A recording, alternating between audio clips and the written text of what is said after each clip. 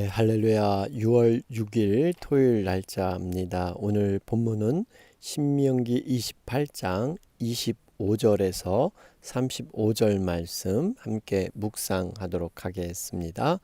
25절 말씀 함께 받들어 읽습니다.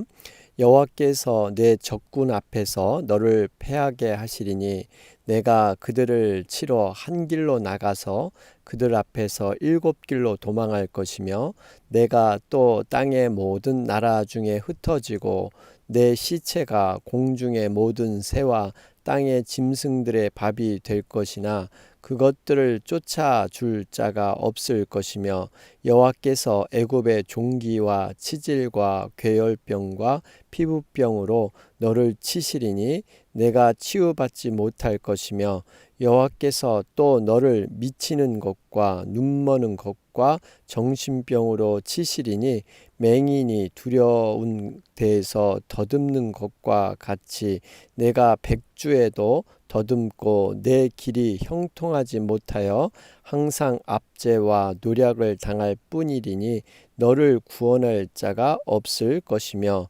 내가 여자와 약혼하였으나 다른 사람이 그 여자와 같이 동참할 것이요 집을 건축하였으나 거기에 거주하지 못할 것이요 포도원을 심었으나 내가 그 열매를 따지 못할 것이며 내 소를 내 목전에서 잡았으나 내가 먹지 못할 것이며 내 나귀를 내 목전에서 빼앗겨도 도로 찾지 못할 것이며 내 양을 원수에게 빼앗길 것이나 너를 도와줄 자가 없을 것이며 내 자녀를 다른 민족에게 빼앗기고 종일 생각하고 찾음으로 눈이 피곤하였지나 내 손에 힘이 없을 것이며 내 토지 소산과 내 수고로 얻은 것을 내가 알지 못하는 민족이 먹겠고 너는 항상 압제와 학대를 받을 뿐이리니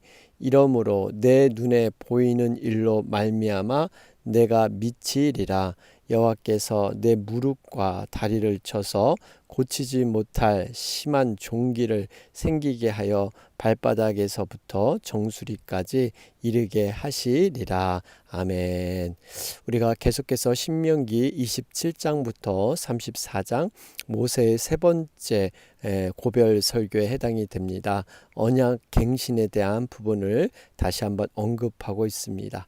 특별히 우리가 지금 살펴보는 이 부분은요. 무엇보다도 복과 저주에 관한 말씀을 주고 있습니다.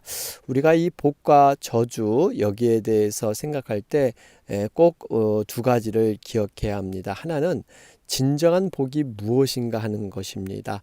여러분, 진정한 복은 우리 말씀 성경이 말하는 복은요. 관계의 복입니다. 세상의 복은 소유하고 성취하고 누리는 것, 남들과 비교해서 내가 많이 갖고 내가 높은 곳으로 올라가고 내 자녀가 잘 되고 이러한 복이 세상의 복으로 생각을 하죠. 여러분, 우리가 물론 세상에서 누리는 일용할 양식, 눈에 보이는 복도 하나님은 인정하셨습니다. 아브라함과 이삭을 통해서도 나타내셨는데 우리가 무엇보다도 복의 우선순위, 중요한 것은 관계의 복에서 비롯된다는 것입니다. 하나님과의 관계의 복, 성민이 되는 것이죠. 거룩한 자녀가 돼서 하나님을 아버지로 모시고 살아가는 것. 여러분, 이 관계의 복이 가장 좋은 복인 줄로 믿습니다. 우리 자신이 일일이 인생을 다 챙기고 준비해서 얻어지는 것보다 하나님 아버지가 복의 근원이 되십니다. 이 통째로 그 하나님 아버지를 나의 아버지로 모셔서 우리가 그 유산, 모든 기업을 다 잇고 사는 것, 여러분, 이것이 진정한 복이 되는 줄로 믿습니다. 그렇기 때문에 우리가 이 관계의 복을 늘 묵상해야 돼요. 하나님과의 관계가 멀어졌는데 오히려 세상에서는 비즈니스가 잘 되고 돈벌이가 더 잘 되면 여러분, 이것을 한번 우리가 깊이 돌아봐야 합니다. 하나님과의 관계가 깊어짐으로 말미암아, 다시 말해 말씀과 기도에 더욱더 힘쓰고 하나님의 은혜로 충만하고 성령으로 충만하고 너 내면이 늘 하나님과 가까이 할 때 받는 그러한 복인가, 아니면 과거보다 내가 나를 돌아볼 때 하나님과의 관계가 더 멀어집니다. 예배의 자리가 점점 비어지고 말씀과 기도의 시간이 점점 약화되고 하나님을 생각하는 시간, 은혜를 생각하는 시간이 없는데 오히려 세상적으로 더 잘되고 더 번창할 때 우리는 그때 굉장한 경고음을 들어야 합니다. 이것은 자칫하면 복이 아니라 이것은 저주와 심판으로 넘어가는 그러한 관문일 수가 있습니다. 길목일 수가 있습니다. 우리가 그럴 때 다시 한번 스스로 겸허하게 돌아보면서 하나님과의 관계, 먼저 그의 나라와 그의 의, 늘 항상 우리가 우선순위는 영적인 믿음, 하나님과의 관계에서 모든 것이 비롯된다 하는 것을 붙잡아야 됩니다. 또 하나는 세상 사람들은 복하면 럭키하다 그러죠. 우연이라는 것을 많이 얘기합니다. 그 집이 복 받았어, 참 신기해, 어떻게 저렇게 대박이 나지, 로또 맞았지. 여러분, 근데 복은 결코 우연이 아닙니다. 우리 말씀을 통해서 깨닫는 것은 복을 얻는 방법을 이미 우리는 알고 있다는 사실이에요. 그것이 무엇입니까? 하나님의 말씀을 순종할 때, 여러분, 그 순종할 때만이 온전한 복을 누리게 될 줄로 믿습니다. 반면에 또한 저주에 대한 것도 생각을 해야 된다 그랬죠. 우리가 앞에서 쭉 저주에 대한 것을 많이 언급한 이유는 하나님께서 저주와 심판을 강조하셔서 하나님의 자녀를 위협하거나 어떤 두려움을 주려고 하는 것이 아니라 인간의 죄성을 너무나 잘 알고 있기 때문에 우리 복은 너무나 누구나 잘 이해하는데, 이 저주와 심판도 우리가 하나님을 쫓지 못하고 청종하지 못하고 말씀대로 행하지 못했을 때 오는 그러한 결과도 분명히 하나님 앞에 저주와 심판으로 남겨져 있다라는 얘기입니다. 그렇기 때문에 우리가 어찌하든지 기준은 하나님의 기준, 우리 하나님과 가까워지는 것이 복이라 그랬죠. 여러분, 요셉은 형통의 축복을 누리며 살았습니다. 고난의 환경, 형들에게 노예로 팔린 바 된 그 상황에서 오히려 하나님과 함께 하심으로 형통했다. 여러분, 우리가 진정으로 하나님과의 관계를 늘 돌아보면서 점검하는 것, 여러분, 이것이 우리에게 준 귀한 은혜다 하는 것을 볼 수가 있습니다. 자, 그러면서 오늘 이제 이어지는 말씀이 계속적인 패배와 불행, 이 원인들이 왜 그런가, 저주와 심판의 그 원인이 무엇인가를 계속 이렇게 나열하고 있습니다. 25절 말씀을 보면요, 여호와께서 내 적군 앞에서 너를 패하게 하시리니 내가 그들을 치려 한 길로 나가서 그들 앞에서 7길로 도망할 것이며 내가 또 땅의 모든 나라 중에 흩어지고, 오늘 말씀은 제가 한 절 한 절 좀 여러 가지로 풀이하면서 전개를 하기 원합니다. 여러분, 꼭 반대 현상이죠. 그 사단, 적군이, 원수가 이렇게 한 길로 쳐들어왔다가 그들이 결국 7길로 도망할 것이다. 여러분, 7길로 갈라진다는 것은 혼비백산, 어떻게 도망할 수 있는 어떤 시간이 없어서 이렇게 다급하게 패망하는 이 모습을 그려놓고 있습니다. 여러분, 우리가 정말 하나님의 도우심이 없으면 어떠한 승리도 얻을 수가 없습니다. 물론 예수님께서 십자가에서 사단을 승리하셔서 죽음에서 부활로 생명으로 소생하셨지만 여전히 우리는 하나님의 도우심, 구원받았지만 매 순간마다 성령의 그 인도하심과 도우심이 없으면 우리가 한 치 앞도 살아갈 수가 없습니다. 특별히 승리한다는 것은요, 인간이 철저히 준비를 해도 발걸음을 옮기시는 분은 최종적인 완성은 하나님의 손안에 있는 줄로 믿습니다. 여러분, 그렇기 때문에 우리는 그저 최선을 할 뿐입니다. 최고 모든 완벽한 승리는 하나님께서 우리에게 주셔야만 이루어질 줄로 믿습니다. 그러면서 26절 말씀을 보면 이 죽음 이후까지도 하나님의 심판이 얼마나 이렇게 강하게 나타나는가 하는 걸 볼 수가 있습니다. 시체가 공중의 모든 새와 땅의 짐승의 밥이 될 것이다. 그러죠? 그것들을 쫓아줄 자가 없을 것이며, 여러분 우리가 흔히들 객사라 그러죠. 밖에 나가서 무덤 없이 그냥 죽는 것. 구약에 봐도 묘에 매장돼야 함에도 불구하고 시체를 매장시켜 줄 사람이 없거나, 또 전쟁 중에 죽임을 당하게 되면 시체를 들판에 버려지는 것, 이것이 바로 저주고 심판의 상징이었습니다. 이것은 죄의 대가가 죽는 순간 없어지는 것이 아니라 죽음 이후에도 그 저주로 심판으로 연장된다는 의미가 있습니다. 그래서 여러분 시체가 새와 들짐승에 먹히는 경우 이 하나님의 백성으로서의 자격이 박탈당하는 이러한 구원받지 못한 자의 모습이다. 그래서 이제 성경에 보면 여로보암 왕이 그랬죠. 하나님의 율법을 어기고 베델과 단에 금송아지를 쌓았잖아요. 우상 숭배했던 그의 죽음. 또 아합 왕이라는 사람이 그렇게 죽었습니다. 나봇의 포도원을 빼앗은 데다가 나봇을 죽인 죄까지 범한 아합 왕. 결국 이렇게 비참하게 그 최후를 맞이하게 됩니다. 여러분 이러한 저주가 분명히 죽은 후에도 있다 말씀하고 있습니다. 그러면서 이 땅에서 또 저주와 심판을 통해서 얻어지는 결과가 뭐냐? 27절 보니까요. 여호와께서 애굽의 종기와 치질과 괴혈병과 피부병으로 너를 치시리니 내가 치유받지 못할 것이며, 여러분 하나님께서는요 여러 가지 방법으로 이렇게 사인을 주시고 또 재앙과 여러 가지 것을 통해서 우리에게 채찍을 드실 때가 있습니다.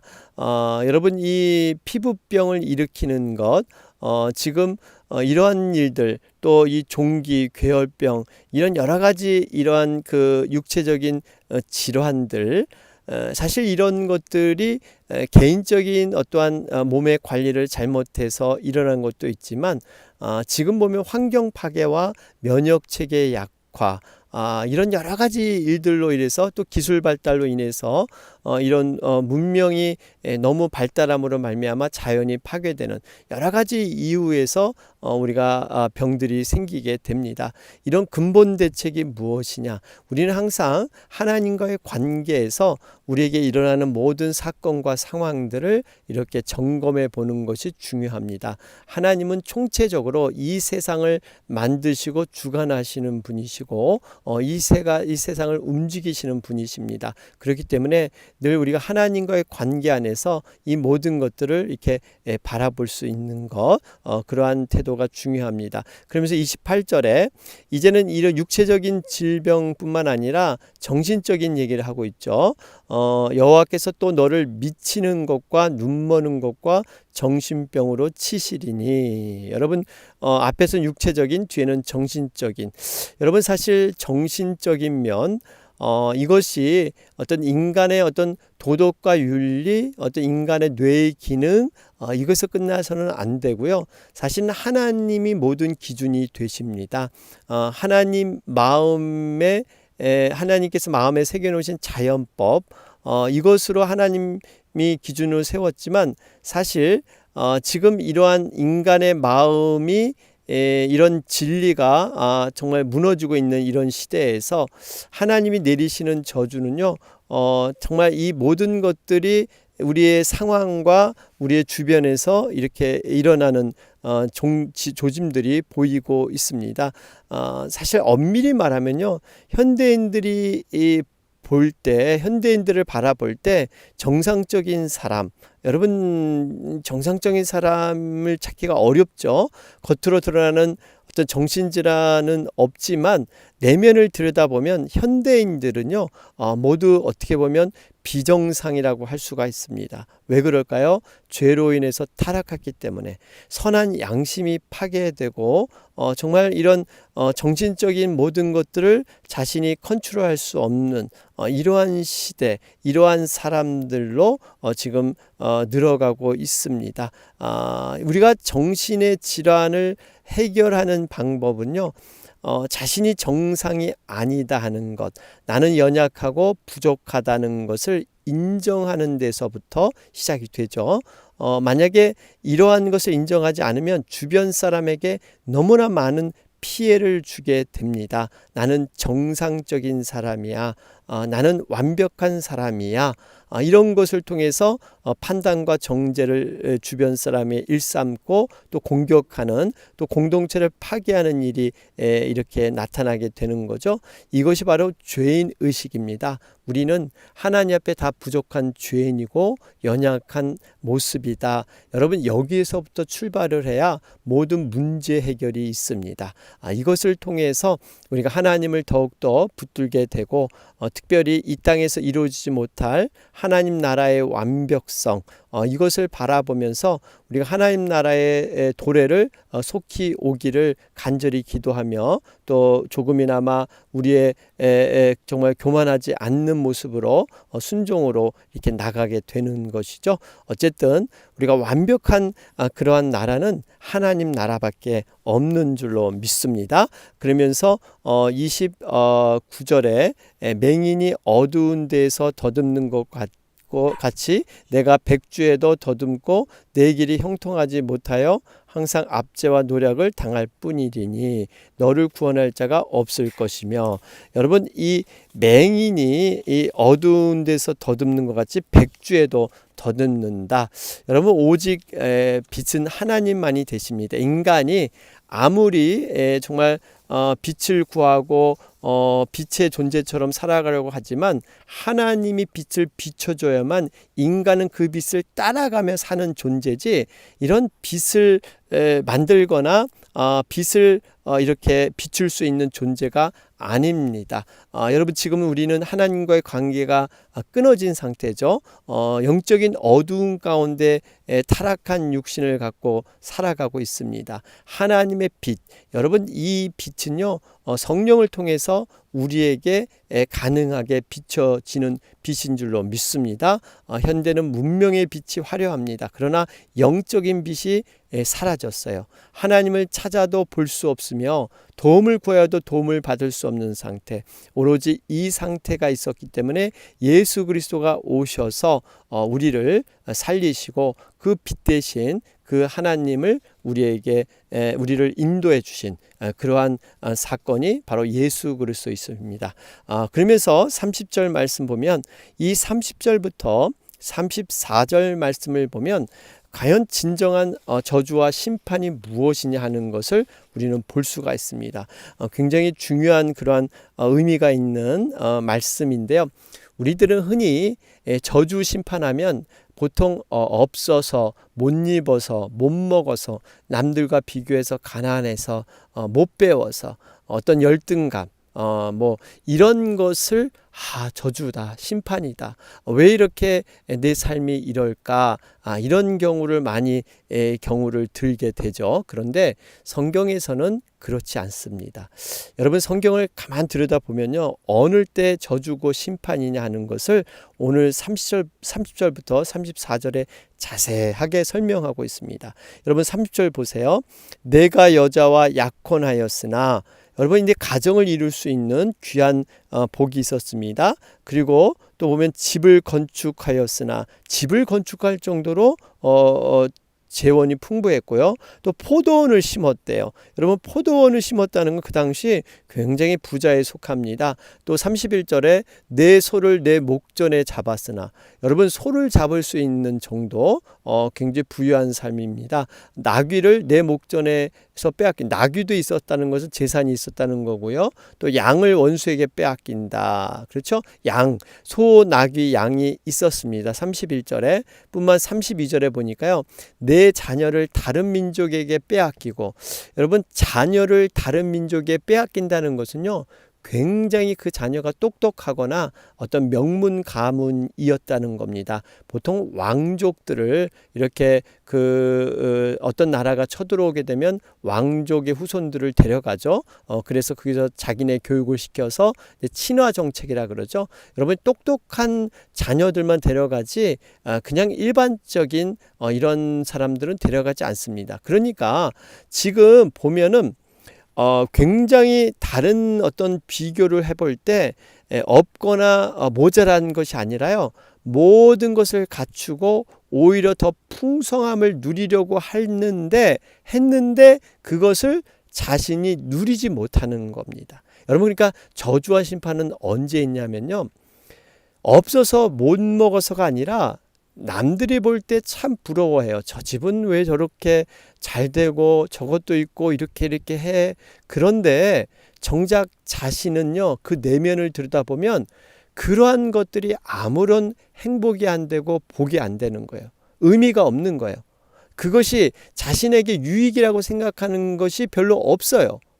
여러분 이 상태가 저주라는 것입니다. 여러분 이해되신지 모르겠어요. 그러니까 이게 없어서 그러면요. 차라리 내가 하나님 앞에 기도하고 더 없기 때문에 가난하기 때문에 하나님을 붙잡고 더 나아가는데 지금 모든 것이 다 갖춰져 있습니다. 그런데 갖춰져 있는데 그게 하루하루 살아가는데 감사도 없고 하나님의 은혜도 깨닫지 못하고 이렇게 내 지금 소유는 되어 있지만 내가 누리지 못하는 거예요. 여러분 아무리 고급 자동차가 있으면 뭐합니까? 그것이 나에게는 별로 유익이라고 느껴지지 않은 거예요. 여러분 이 상태가 가장 극심한 저주고 심판이에요. 하나님께서 은혜 주시고 날마다 정말 감사의 제목을 주심에도 불구하고 그것을 깨닫지 못하고 그저 정말 초라하게 날마다 거지 근성으로 그냥 이렇게 아무런 행복을 못 느끼고 살아가는 것.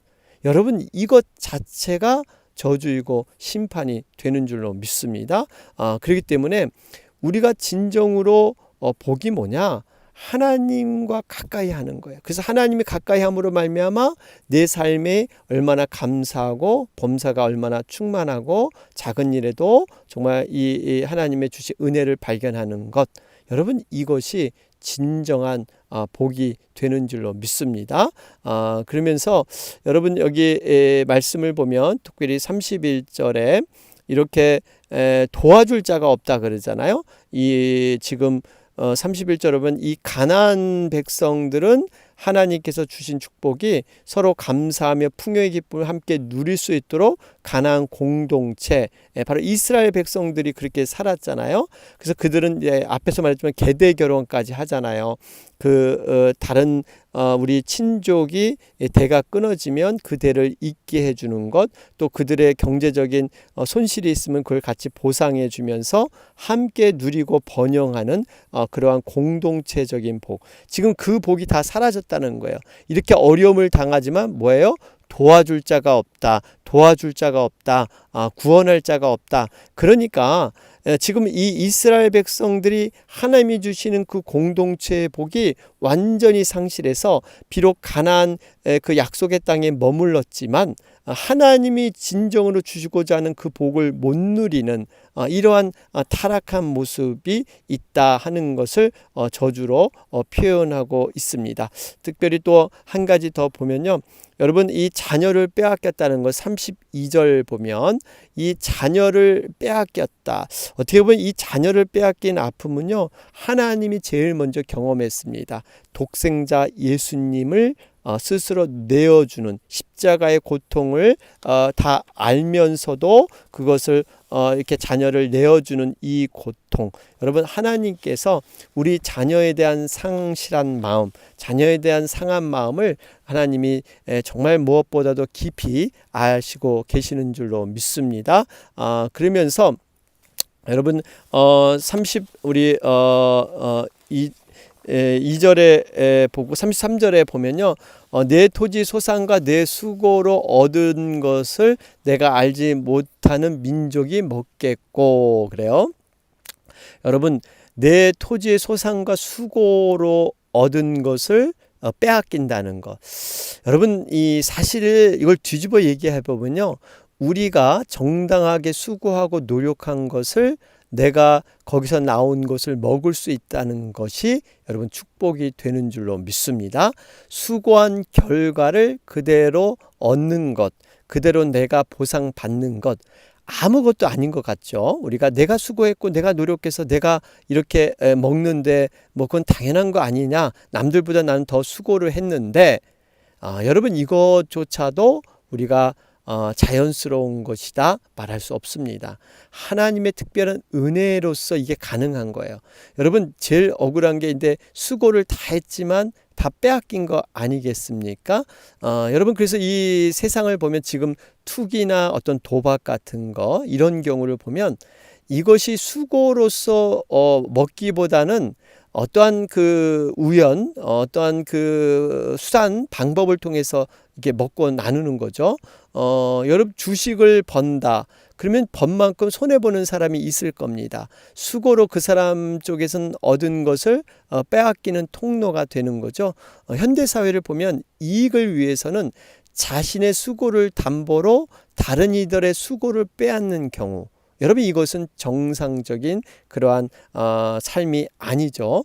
여러분 이걸 보면 우리가 어떻게 살아가는 것이 행복한가, 작은 일, 그저 하루하루 얻어진 것을 저희들이 잘 관리하고 먹을 수 있다는 것 자체가 행복일 줄로 믿습니다. 그래서 그런 얘기가 있죠. 사람들은 네잎클로버만 쫓는다고 해요. 네잎클로버는 여러분 행운을 상징합니다. 그런데 세잎클로버는 우리 주변에 많이 흔하게 있습니다. 네잎은 참 특별해서 찾기가 어렵지만 이 세잎클로버는 흔하게 있습니다. 여러분 세잎클로버의 이 꽃말이 행복이라 그러죠. 사람들은 행운을 좋아합니다. 럭키한 것, 뭔가 대박이 나는 것, 특별한 것, 이것을 찾기 위해서 한없이 네잎클로버를 쫓는데 사실 세잎클로버는 얼마든지 주변에 많습니다. 이건 행복이에요. 우리가 평상시 일상적인 삶에서 세잎클로버, 행복을 여러분 찾아야 될 줄로 믿습니다. 흔하지만 그 안에 진리가 있고 그 안에 행복이 들어있다는 사실입니다. 자, 그러면서 여러분 34절 말씀에 보면 이러므로 내 눈에 보이는 일로 말미암아 내가 미치리라 그러죠. 여러분 정말 이런 상황이 되면 정말 이 미치가 되고 낙담이 되고 절망이 됩니다. 그런데 이를 통해서 우리가 또 하나님의 은혜는요, 이러한 일을 통해서 낙담과 절망의 시간이 우리 인생에서 실패의 시간이 아니라 그 시간을 통해서 하나님께 돌아오는 회복의 그러한 귀한 은혜의 시간으로 삼아 주신다는 겁니다. 이스라엘 백성들이 제정신이었으면 하나님께 돌아왔을까요? 돌아오지 못합니다. 어떻게 보면 이렇게 미칠 정도로 안타까움이 있었기 때문에 그들이 돌아오게 된 줄로 믿습니다. 우리도 마찬가지예요. 우리가 때로는 믿는 자로서 고난을 맞이할 때가 있는데요. 이 고난조차도 우리에겐 유익입니다. 왜냐하면 하나님을 절대적으로 붙잡을 수 있는 기회가 되고 또 하나님을 깊이 만나는 기회가 되기 때문입니다. 그래서 믿는 자에게 고난은 변장된 축복이라고 그러잖아요. 그래서 여러분 우리가 이러한 고난 절망의 시간조차도 정말 기도의 시간으로 삼아서 하나님과 가까워지는 그래서 전화위복의 시간이 돼야 될 줄로 믿습니다. 그래서 35절의 결론의 말씀입니다. 여호와께서 내 무릎과 다리를 쳐서 고치지 못할 심한 종기를 생기게 하여 발바닥에서부터 정수리까지 이르게 하시니라. 철저하게 비참해진다는 겁니다. 어떻게 보면 하나님을 의지할 그런 힘조차 없도록 하나님이 이렇게 치실 때가 있습니다. 그럼에도 불구하고 정말 우리가 이런 과정을 통해서 하나님을 제대로 만난다면 비록 무릎과 다리를 고치지 못할 종기가 생겨서라도 하나님을 만나는 것이 중요하지, 평생 자신을 믿고 그저 하나님을 떠난 삶을 사다가 그저 영적인 죽음을 맞이하는 것, 이것보다는 차라리 우리가 하나님의 사랑의 채찍, 그 징계를 통해서 하나님을 더욱더 만나는 그것이 복이 될 줄로 믿습니다. 우리 결론을 맺겠습니다. 우리 현대를 살아가는 이 시대 가운데 눈에 보이는 현상만을 쫓아가는 그런 시대가 되었습니다. 현대인들은 모든 문제 해결을 과학적으로 접근하려고 합니다. 어떤 도덕과 윤리로 사람을 바로잡을 수 있다고 생각합니다. 질병은 병원에서 해결하고, 또 사회 범죄는 언론과 법원의 그런 몫이고, 또 배고픔의 문제는 경제 활동으로 해결하려고 합니다. 어느 부분에서도 하나님께 도움을 요청하는 법이 없습니다. 여러분, 어떻게 보면 지금의 시대가 바로 그렇죠. 이런 지금의 코로나 사태, 여러 가지 어려운 문제들, 사회적인 갈등의 문제들, 여러분, 이런 것들을 우리가 그냥 현상적인 눈에 보이는 것을 가지고 그냥 이 즉각 해결하는 것으로 만족해서는 안 됩니다. 근원적인 해결, 근본적인 해결, 여러분, 이것이 어디서 출발하냐면요, 하나님과의 관계입니다. 우리의 모든 이런 갈등의 상황, 자연의 재해는요, 결국 하나님의 창조 질서를 파괴하고 인간이 자신의 멋대로 행동을 하고 교만했기 때문에 빚어지는 모든 현상들이죠. 그래서 하나님의 창조 질서로 회복하는 것, 여러분, 분명히 죄라는 것은 인간의 양심이나 도덕, 어떤 법의 판단 기준에 의해서 움직이는 것이 아니라 하나님께서 하라는 것은 하지 않고 또 하지 말라는 것을 하는 것, 여러분, 하나님의 명령을 순종하지 않는 것이 죄에 속하는 것이죠. 분명히 십계명에서도 하라는 명령 2가지가 있었습니다. 안식일을 거룩히 지키고 내 부모를 공경하라. 반면에 하지 말라는 거 8가지. 여러분, 이렇게 하라와 하지 말라는 명백하게 구분되어 있는데 이것을 우리가 인간의 생각으로 다 포기하고 거부했기 때문에 이러한 모든 현상들이 일어납니다. 어쨌든 우리는 하나님의 자녀로서요, 모두 일어나는 현상과 상황들 속에서 하나님의 뜻을 구하면서 말씀으로 그 답을 우리는 얻어내야 합니다. 이것이 온전한 기독교인들의 삶이 되어야 하는 것이죠. 오늘 말씀 우리 정리하면, 패배와 불행이 그치는 길은 말씀 순종뿐입니다. 우리가 모든 일어나는 현상에서 하나님의 사람들이, 모든 사람들이 하나님의 그런 원래 품으로 돌아가는 것, 그 관계를 바르게 하는 것, 이것만이 진정한 해결의, 근본적인 해결의 방법이다 하는 것을 깨닫게 됩니다. 자, 오늘 말씀 붙잡고 우리가 이 시간 교회를 위해서, 우리 영혼들을 위해서, 특별히 이 코로나 사태와 또 미국의 여러 가지 갈등의 문제들 있습니다. 흑인과 백인 차별에 대한 문제들, 모든 것들을 우리 하나님의 말씀 안에서 해결함 받도록 여러분 간절히 기도하면서 이 시간 나가도록 하겠습니다. 내일은 특별히 복된 주일입니다. 우리 주일 예배를 위해서 함께 기도해 주시기 바랍니다. 다 같이 기도드리겠습니다. 주의